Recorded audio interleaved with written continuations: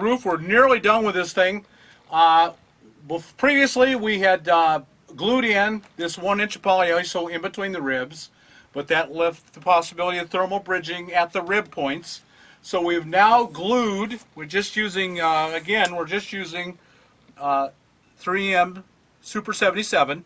So we just sprayed it on the roof, the whole roof, the ribs and the insulation, and we sprayed the other side. It's two-part. It's a single part, but you have to spray both sides so that they go together. And then we've pushed this up. This is the 8-foot piece, not cut. That leaves a little piece here. We've cut this.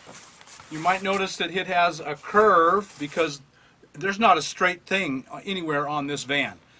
I mean, and none of it's square. Where it's supposed to be square, it isn't, and a lot of it's supposed to be curved, and it is. This has a curve. We spent a lot of time scribing this out and got that pretty darn good, but it looks good. And then it goes in.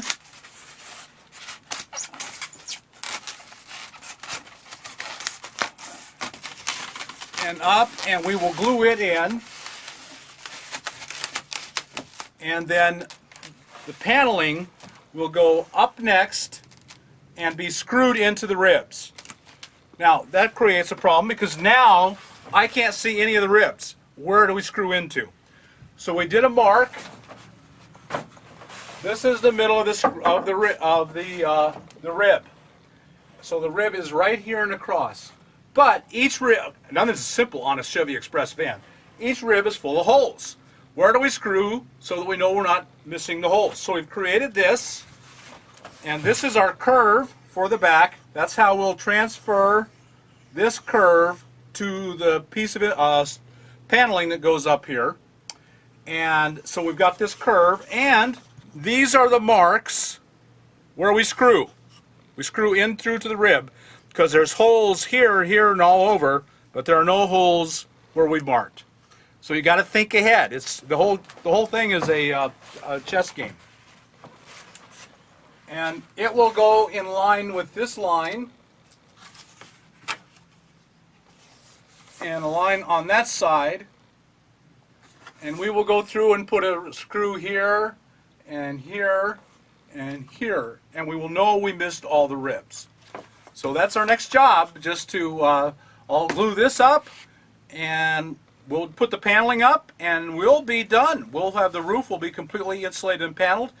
The roof is going to be R11, which in a van is really good, really, really good. I'm completely satisfied with that. It's 1 3/4 inches of polyiso, and that's just really good insulation. So, and then it'll be nicely paneled. And again, all of this credit goes to Terry because he's the man here. Okay, so we'll do that next. Hi everyone, welcome back. We're going to continue some of the van build, and this is a problem right here for most vans, cargo vans. With the Chevy, this is standard. You get this box. It's structural. It has to be like this to make it strong. I'm assuming it's that way on a Ford. I don't know. I haven't really looked at them, but I think it's structural and has to be. At any rate, if you have a Chevy, how do you cover this so it's not ugly? So the paneling looks, I think, pretty good here and here, but then you got this long white strip. How do you do it? Well, here's how what people will do is create a box. They'll cut a strip down here and screw up, and then cut a strip here that matches it and goes in and creates a nice flat box. And that's really pretty and probably the ultimate. I'm not into really pretty or the ultimate. I'm just looking for good enough, and Terry actually kind of went along with me this time and helped make what we've done. So let me show you what we've done over here. So this is what we ended up doing. This is a piece of Luan, which is commonly called door skin. It's very thin, like paneling, and it's just raw wood. And this one is a 4 1/8 because we had these. We kind of went up under it, and so it's a 4 1/8, and we just screwed in to the rib. You saw the box that we had over there. So we have not covered under here. What we thought we could do is get rope lights, LED rope lights, which are really cheap now, and we could actually glue rope lights under here, and then the light would you wouldn't see the light, but it would glow down. I might end up doing that, and I think that would really look nice. You wouldn't see the light, but you get the light. We just use standard screws. We did mark, once this goes on, there's holes. There's holes on everything. I guess that's to lighten it. They're looking for the best gas mileage they can get, and so that's how they're getting up into the 20 miles per gallon with these vans. And so I think all the holes are just to make it lighter. The structural piece doesn't need it. The holes don't hurt it structurally, so they just make it lighter. At any rate, there's holes all over here, so we have to mark it. You can see that we've marked it, and these just erase. I mean, this is like the dry erase from a dry erase board, and I mean, it just comes off super simple. So if you're going to mark anything on your paneling or your wood, use dry erase board. And so a simple 4 1/8 inch cut and screw it in. We tucked it up under this, and this is going to hang down, and it's kind of ugly, but that's fine. It doesn't bother me. We did have to make one notch here to get around. This screws this on, so we made one notch, no problem. I'm perfectly happy with all of that. When I walk in and I see it, it looks fine. I'm 100% happy with the way that looks.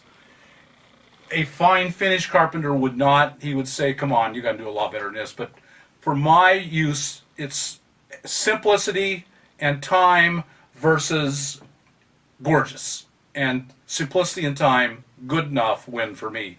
And even Terry thought this was okay. He would have done better if it were his rig, but it was plenty good enough for me. And I think for most of you would, all you got to do is cut one strip of wood and screw it in. So we'll go on to the next thing. Again, it's a chest set.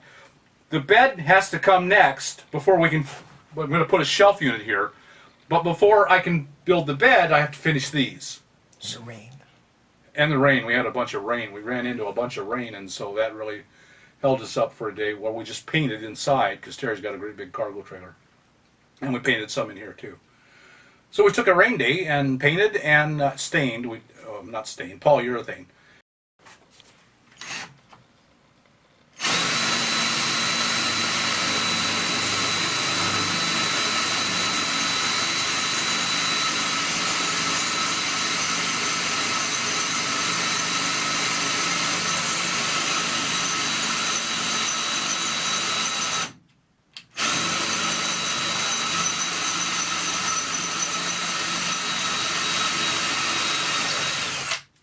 So we're pre-drilling. We're not using self-tapping screws because they bite tighter. So that's just a standard sheet metal screw that is not self-tapping. We are using 1/4 inch hex heads, which aren't as pretty, but boy, they're easier to drive. So we have to, because they're not self-tapping, we have to pre-drill. And now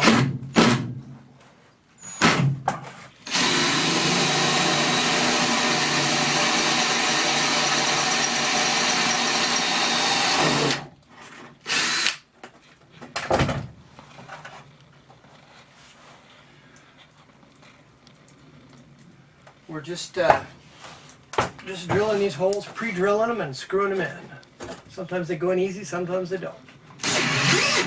That one did.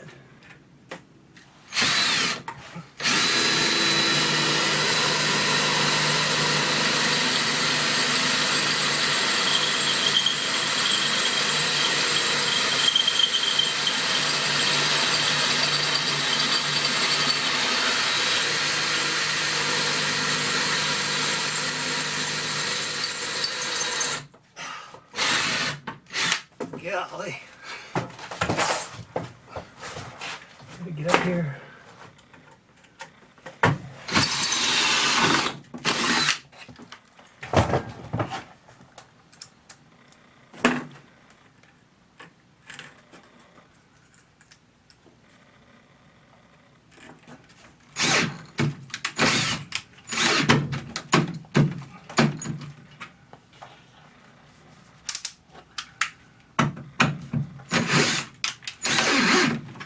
There we go.